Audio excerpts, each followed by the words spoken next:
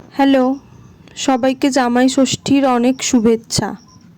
আমিও জামাই ষষ্ঠী উপলক্ষে চলে এসেছি আমার বাবার বাড়ি। সকালে জামাইকে খেতে দেওয়ার যা যা নিয়ম আছে সেগুলোই করছে আমার মা। 5 রকম মিষ্টি, চিড়ে, মুরকি, দই, লুচি, তরকারি, ফল।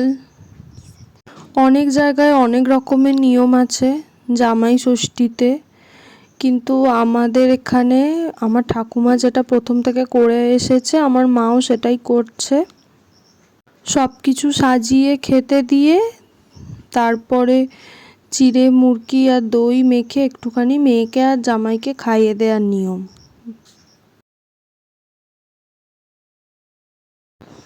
জামাই ষষ্ঠী কিন্তু বাঙালিদের কাছে খুব স্পেশাল একটা অকেশন। ছোট থেকে বাবা মায়ের সাথে মামার বাড়িতে যেতাম, আর এখন আমার বিয়ের পরে আমিও আসি জামাই ষষ্ঠী নিতে।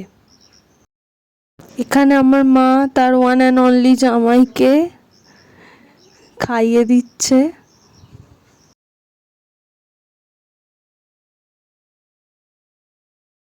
তোমরা সবাই খুব ভালোভাবে জামাই ষষ্ঠী কাটাও এই গরমে। বাই।